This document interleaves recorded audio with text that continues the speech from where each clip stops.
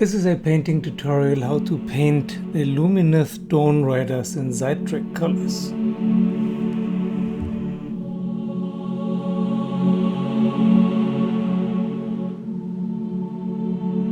Hello, this is 60 Goblins in one brush with the second part of painting Lumineth, painting the Dawnriders, the rider.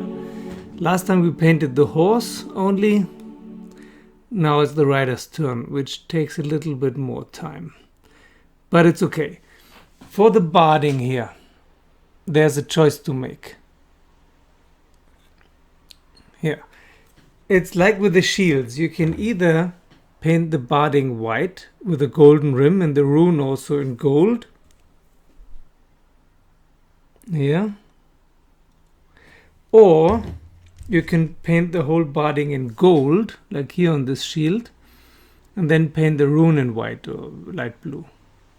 I will use this option. I like it better. But I will try out both anyway. Okay, first step is to paint everything that's gold. The whole armor of the rider and the whole barding in gold. Retributor armor, of course. So now I painted everything in gold, the barding, the armor, parts of the sword handle, the top of the spear, the holding thing of the spear. I don't think this has a name because in the old days, lancers, they had squires who carried their lances for them if they didn't need it. Here, the top of the armor for the head of the horse. What else? The back of the saddle, I painted in gold, also the shoulder pads. Yeah, the horse part of the helm here. And the same goes for the shield, of course. Next we paint all the silver parts. The sword, the lance tip, the sword scabbard, the... what's it called? The mail, the scale mail on the thighs and on the horse. Yeah, that's basically it. Okay, that's all the silver parts. The scabbard, the chainmail, the metal tips. There are always these little chainmail things, not chainmail, scale mail. Here, the shoulders and the thighs and the horse and so on. Okay, that was the easy part.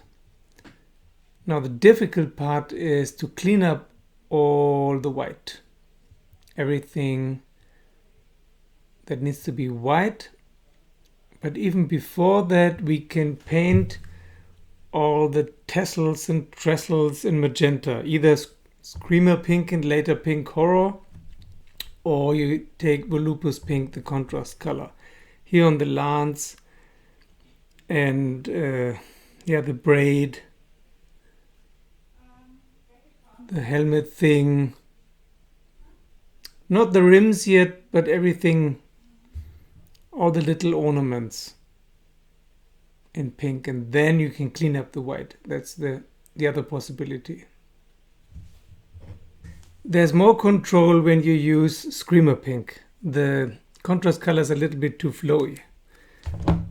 So this is screamer pink, this is pink horror, and if you want a little bit lighter, even Emperor's Children.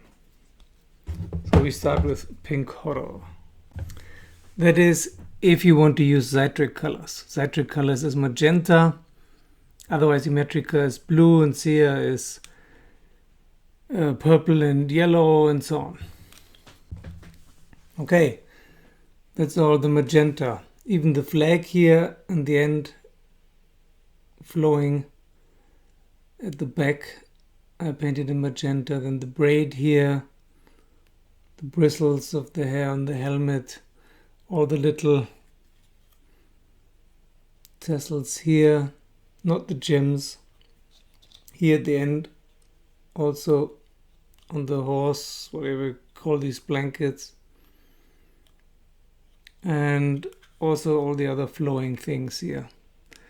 And also the The grip of the sword also painted in Screamer Pink. Now that looks quite good, and now it's time to clean up the white. Including the lance, I want to keep the lance in white. Actually, you could paint it in black, of course, or in gold, or in silver. But in this case, because I didn't paint the barding in partly white, but all in gold, I want to keep the lance in white. Okay, now I fixed all the white parts. Now what's left is also the shield, of course. I also painted the symbols and the runes on the shield and on the barding in white. And I also painted for the horse the bridle in white. Now what's left is some more metal color here. The holding mechanism for the lance in metal color, and the shoes in metal color because they are knight's shoes. Fully armored. So these in metal color, and then then it's already time for the rims, I guess. We need to paint the rims of the horse blankets in magenta or gold, whatever you like. In this case, I think I will choose magenta. And where the little tassels here are on where the white joins the magenta, I painted a little bit of gold. Okay, also here in the lance there's little separations. This is something we could paint in gold.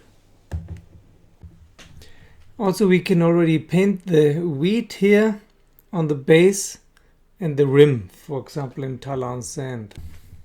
Okay, now all the details are painted, the rims in magenta, which is the most difficult part. It's really, really difficult to paint the rims of these blankets here in magenta or any other color. So unless you're a much better painter than I am, you will have to clean it up again, which will be the next step.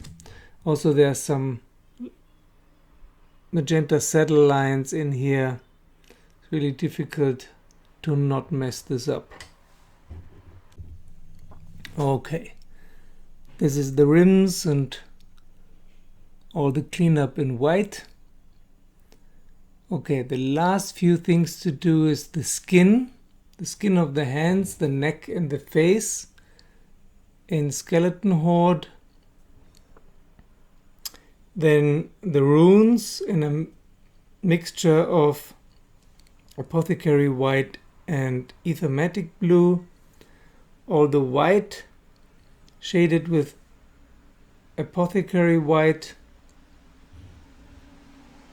And then the highlights, silver highlights for the metal parts, and these two light colored magenta pinks for the magenta parts and the base. So let's start with the magenta parts. Okay, I completed the magenta highlighting, now the silver highlighting, and the runes in a mixture of ethermatic blue and apothecary white. That's the runes in light blue. You can also use Raglan Fleshshade gloss to shade the gold, at least where the rims are. Or else Agrax Earthshade gloss or Cryptic Armour Shade gloss. Yeah, it really looks much better if you shade the gold a little bit with a gloss, especially the helmet, the shoulder pads, the back of the saddle. Yeah, and then of course you can shade the silver parts with Nuln Oil and then highlight it with silver. Same for the weapons. Okay, now I shaded the metal parts and the hands and the metal parts with Nuln Oil and the hands and the face with Seraphon Sepia. Now the highlighting of the metal color with silver is still missing, and also the shading of the white blankets and the white reins with apothecary white. Okay, that's the silver highlighting. Now if you like, you can even highlight some of the gold parts like the helmet or the top thing on the horse's head, a little bit with silver. I also applied apothecary white to the lance because I want to leave the lance white. So all that's left now are the gems and the base. So paint all the gems in white first, and then with any gem color you like. And then, of course, we need some tufts and some grass on the base. Okay, I applied some beige grass tufts from Gamer's Grass and colored the gems with blue. I like the blue gem color. And that's it. All that's missing now is some green grass and to glue on the shield, which looks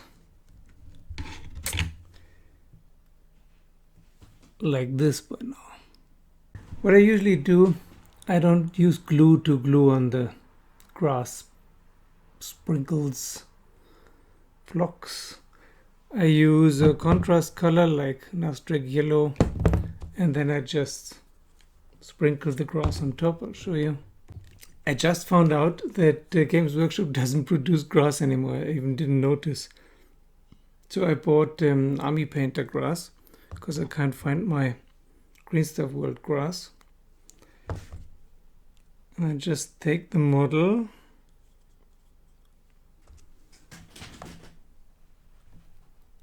and sprinkle the grass on top of the base, on top of the grass pot, so all the grass that falls down will just fall back into the pot. And then I just tap it like that, and all the extra grass will fall down. They really work well. It's fitting with the wheat theme. Yeah, if you like, you can also highlight some of the gold parts a little bit with silver. Otherwise, that's it. It wasn't as difficult as I thought. It's still a lot of work, and you can glue on the shield in the end. But the only difficult part was the pink rim, the magenta rim of the cloth. Everything else was quite okay.